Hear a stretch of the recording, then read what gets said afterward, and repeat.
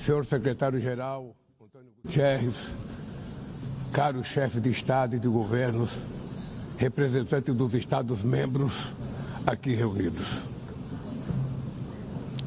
Este deveria ser um momento de celebração das Nações Unidas. Criada na guerra, a ONU simboliza a expressão mais elevada da aspiração pela paz e pela prosperidade. Hoje, contudo, os ideais que inspiraram seus fundadores em São Francisco estão ameaçados como nunca estiveram em toda a sua história. O multilateralismo está diante de nova encruzilhada. A autoridade desta organização está em xeque. Assistimos à consolidação de uma desordem internacional marcada por seguidas concessões à política do poder. Atentados à soberania, sanções arbitrárias e intervenções unilaterais estão se tornando regra. Existe um evidente paralelo entre a crise do multilateralismo e o enfraquecimento da democracia. O autoritarismo se fortalece quando nos omitimos frente à arbitrariedade. Quando a sociedade internacional vacila na defesa da paz, da soberania e do direito, as consequências são trágicas. Em todo o mundo, forças antidemocráticas tentam subjugar as instituições e sufocar as liberdades. Cultuam a violência, exaltam a ignorância, atuam como milícias físicas e digitais e cerceiam a imprensa.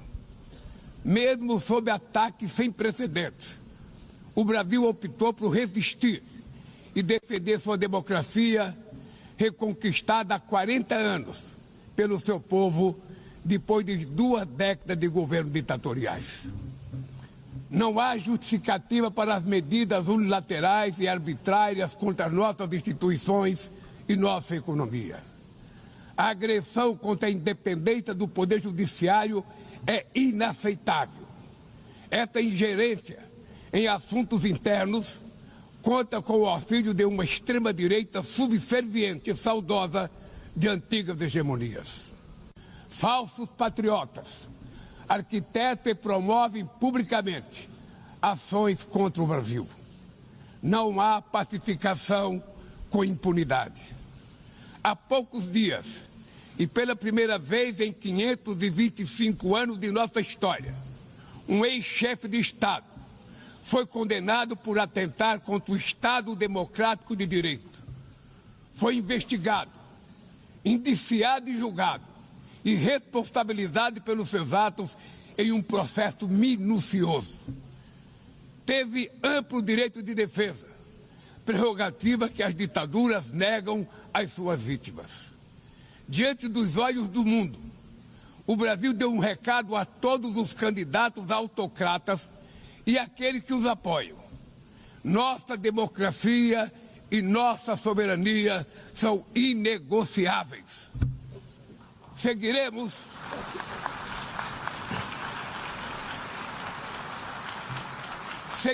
como nação independente e como povo livre de qualquer tipo de tutela.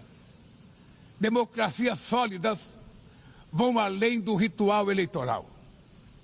Seu vigor pressupõe a redução das desigualdades, a garantia dos direitos mais elementares, a alimentação, a segurança, o trabalho, a moradia, a educação e a saúde. A democracia falha quando as mulheres ganham menos que os homens ou morrem pelas mãos de parceiros e familiares. Ela perde quando fecha suas portas e culpa migrantes pelas mazelas do mundo. A pobreza é tão inimiga da democracia quanto o extremismo. Por isso, foi com orgulho que recebemos da FAO a confirmação de que o Brasil voltou a sair do mapa da fome este ano de 2025. Mas no mundo, ainda há 670 milhões de pessoas famintas e cerca de 2 bilhões e 300 milhões enfrentam insegurança alimentar. A única guerra que todos podem sair vencedores é a que travamos contra a fome e a pobreza. Esse é o objetivo da Aliança Global que lançamos no G20 e que já conta com o apoio de 103 países. A comunidade internacional precisa rever suas prioridades, reduzir os gastos com guerras e aumentar a ajuda ao desenvolvimento, aliviar o serviço da dívida externa dos países mais pobres, sobretudo os africanos, e definir padrões mínimos de tributação global para que os super ricos paguem mais impostos que os trabalhadores. A democracia também se mede pela capacidade de proteger as famílias e a infância. As plataformas digitais trazem possibilidade de nos aproximar como jamais havíamos imaginado, mas têm sido usadas para semear intolerância, misoginia, xenofobia e desinformação. A internet não pode ser terra sem lei. Cabe ao poder público proteger os mais vulneráveis. Regular não é restringir a liberdade de expressão, é garantir que o que já é ilegal no mundo real seja tratado assim também no ambiente digital, no ambiente virtual. Ataques à regulação servem para encobrir interesses escusos e dar guarida a crimes como fraudes, tráfico de pessoas, pedofilia e investidas contra a democracia. O Parlamento brasileiro, corretamente, apressou-se em abordar esse problema. Com orgulho, promulguei na última semana uma das leis mais avançadas do mundo para a proteção de crianças e adolescentes na esfera digital. Também enviamos ao Congresso Nacional projeto de lei para fomentar a concorrência nos mercados digitais e para incentivar a instalação de data centers sustentáveis.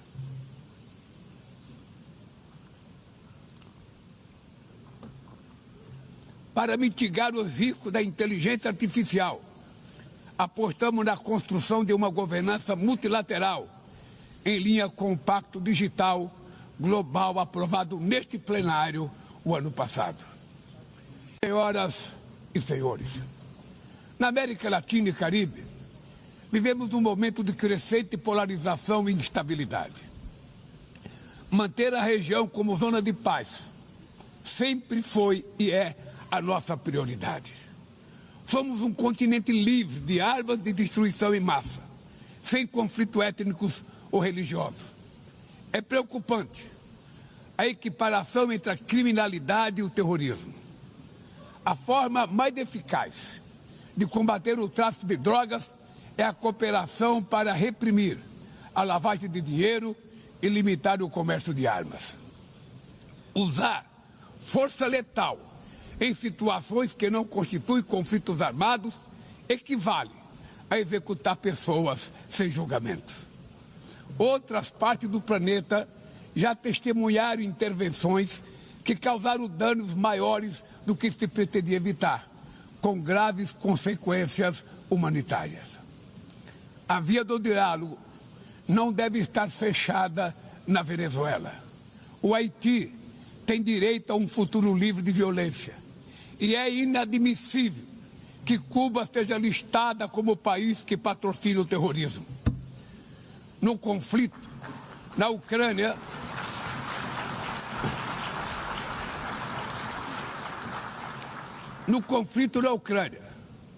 todos já sabemos que não haverá solução militar.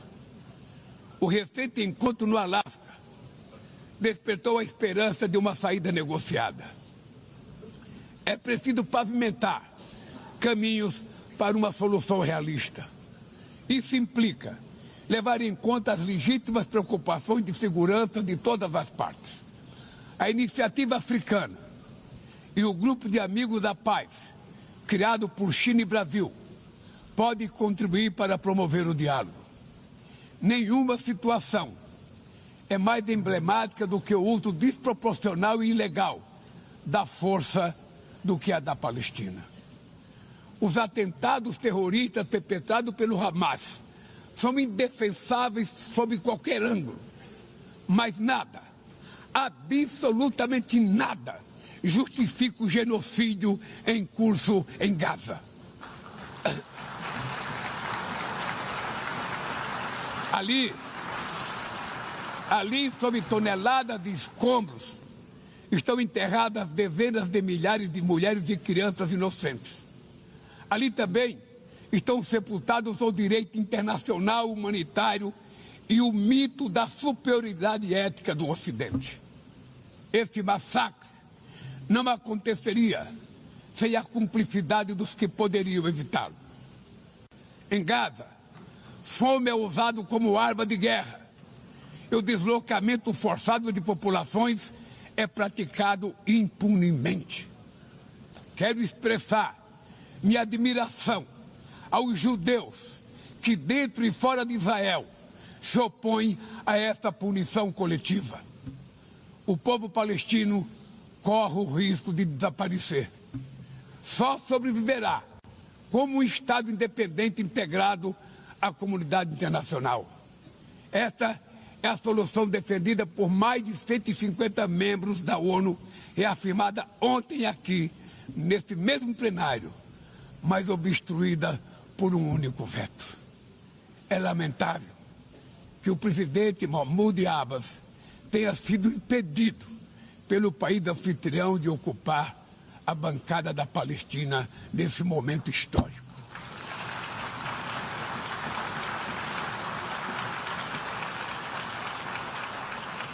O alastramento desse conflito para o Líbano, para a Síria e o Irã e o Catar fomenta a escalada armamentista sem precedentes. Senhoras presidentas, bombas e armas nucleares não vão nos proteger da crise climática. O ano de 2024 foi o mais quente já registrado. A COP30 em Belém, no Brasil, será a COP da verdade. Será o momento de os líderes mundiais provarem a seriedade de seu compromisso com o planeta. Sem ter o quadro completo das contribuições nacionalmente determinadas, as chamadas NDCs, caminharemos de olhos vendados para um verdadeiro abismo. O Brasil se comprometeu a reduzir entre 59% e 67% suas emissões, abrangendo todos os gases de efeito estufa em todos os setores da economia. Nações em desenvolvimento enfrentam a mudança do clima ao mesmo tempo que lutam contra outros desafios. Enquanto isso, países ricos usufruem de padrão de vida obtido às custas de 200 anos de emissões de gases. Exigir maior ambição e maior acesso a recursos e tecnologias não é uma questão de caridade, é apenas uma questão de justiça. A corrida por minerais críticos essenciais para a transição energética não pode reproduzir a lógica predatória que marcou os últimos séculos. Em Belém, o mundo vai conhecer a realidade da Amazônia. O Brasil já reduziu pela metade o desmatamento na região nos 2 últimos anos. Erradicá-lo requer garantia, condições dignas de vida para seus milhões de habitantes. Fomentar o desenvolvimento sustentável é o objetivo do Fundo Florestas Tropicais para Sempre, que o Brasil pretende lançar para remunerar os países que mantêm suas florestas em pé. É chegado o momento de passar da fase da negociação para a etapa da implementação. O mundo deve muito ao regime criado pela Convenção do Clima, mas é necessário trazer o combate à mudança do clima para o coração da ONU, para que ela tenha a atenção que merece. Um conselho vinculado à Assembleia Geral, com força e legitimidade para monitorar compromissos, dará coerência à ação climática. Trata-se de um passo fundamental na direção de uma reforma mais abrangente da organização, que contemple também um Conselho de Segurança ampliado nas duas categorias de seus membros. Poucas áreas retrocederam tanto como o sistema multilateral de comércio.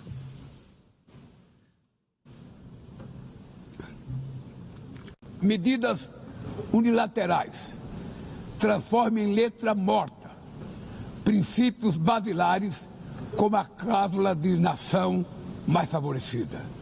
Desorganizam cadeias de valor e lançam a economia mundial em uma espiral perniciosa de preços altos e estagnação.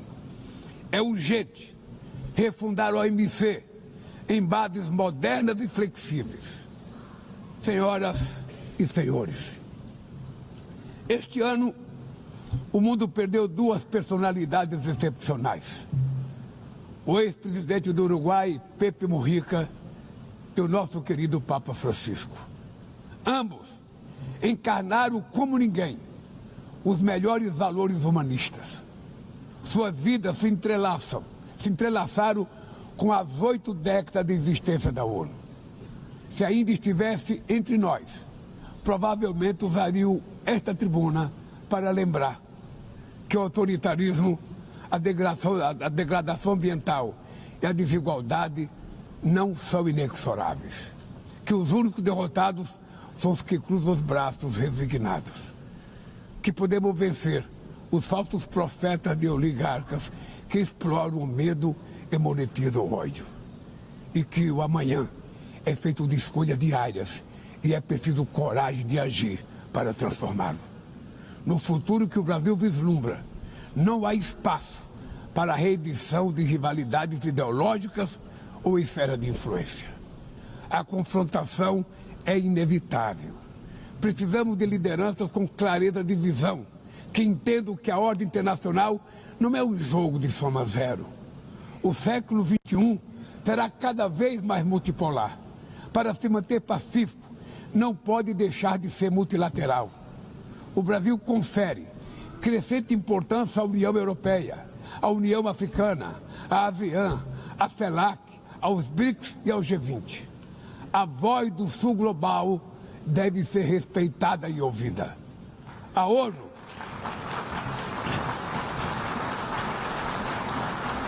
ONU tem hoje quase 4 vezes mais membros do que os 51 que estiveram na sua fundação. Nossa missão histórica é a de torná-la novamente portadora de esperanças e promotora da igualdade e da paz, do desenvolvimento sustentável e da diversidade e da tolerância. Que Deus nos abençoe a todos e muito obrigado.